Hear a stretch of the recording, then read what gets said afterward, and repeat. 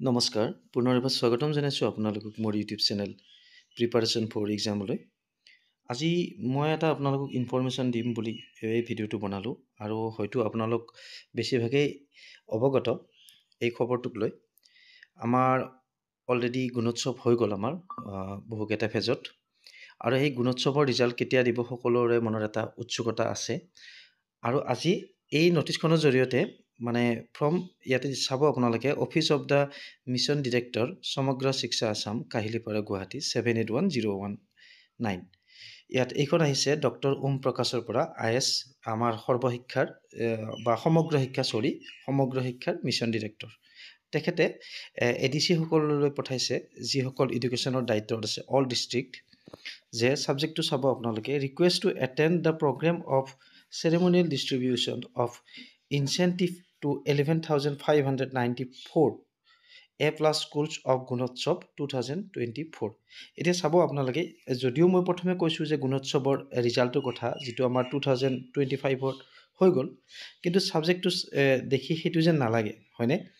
ছাবজেক্টটোত দিয়া আছে যে 11,594খন A+ পোৱা স্কুললৈ মানে যিটো আমাক ইনচেণ্টিভ যিটো প্ৰদান কৰিব, আমাৰ যিটো মাননি বা আমাৰ যিটো এৱাৰ্ড, সেই এৱাৰ্ডটোৰ কাৰণে এইখন পঠাইছে।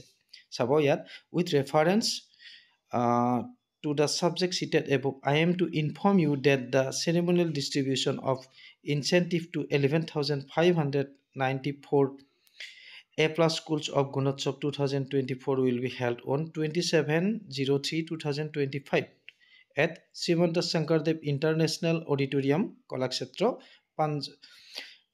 পাঞ্জাবাৰী হ'ব লাগিছিল, এইটো অকণমান ভুল হৈ আছে, Khanapara Guwahati 781022।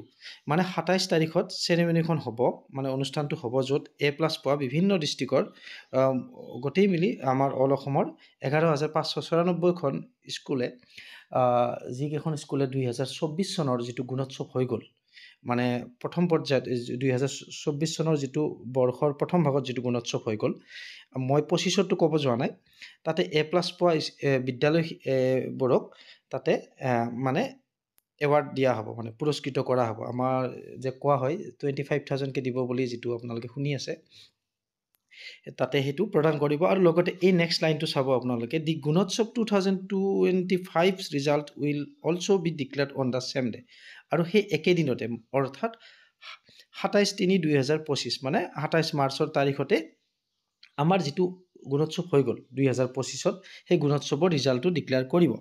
কনচিডাৰিং the importance of both the programme, you are requested to attend the programme and reach the venue by 10 AM। আৰু এইটো 10 AM কথা কৈছে, মানে কি, এইটো কলাক্ষেত্ৰলৈকে যোৱাৰ কথা কৈছে, যিকেইখন বিদ্যালয়ে A+ পাইছিলে। আৰু A+ পোৱা বিদ্যালয়সমূহৰ হয়তো নডেল টিচাৰ যাব লাগিব, নহ'লে প্ৰিন্সিপাল বা হেড টিচাৰ যাব লাগিব। এই বেলেগ এখন জাননী আছিলে, মই পাইছিলোঁ, সেইখন বাৰু এই ভিডিঅ'টোত মোৰ শ্বেয়াৰ কৰা নহ'ল। তেখেতসকলে যাব লাগিব, হয় নডেল টিচাৰ গ'লেও হ'ব, নহ'লে প্ৰধানজন যাব লাগিব বিদ্যালয়খনৰ। সেই যদি আপোনালোকে এই অনুষ্ঠানত মানে এই এৱাৰ্ডটো ৰিচিভ কৰিব খোজে। আৰু নেক্সট হয়তো অহা বছৰ পুনৰ তেনেকৈ পাতিব, আমাৰ যিটো ৰিজাল্ট ডিক্লেয়াৰ কৰিব সেই একে তাৰিখত, যিটো 2025ত হৈ গ'ল। গতিকে এই ইনফৰমেশ্যনখিনি আপোনালোকৰ সৈতে শ্বেয়াৰ কৰিম বুলি মই ভিডিঅ'টো বনালোঁ। আৰু হয়তো এক্সপ্লেনেশ্যন কৰাত কিছু ভুলভ্ৰান্তি হ'ব পাৰে বা প্ৰনাউন্সিয়েশ্যনত অলপ ভুল হ'ব পাৰে, আপোনালোকৰ মাজৰে এজন বুলি মোক ক্ষমা কৰি দিব। আৰু ভিডিঅ'টো শেষলৈকে চোৱাৰ বাবে আপোনালোক সকলোলৈকে ধন্যবাদ জ্ঞাপন কৰিছোঁ। আৰু যিসকল ছাৰ বাইদেউ বা নডেল টিচাৰে চাই আছে, আশা কৰোঁ তেওঁলোকৰো ৰিজাল্ট ভাল হওক, A+ বা A পাবলৈ সক্ষম হওক, যিটো ৰিজাল্ট ডিক্লেয়াৰ কৰিব 27 মাৰ্চত। ধন্যবাদ।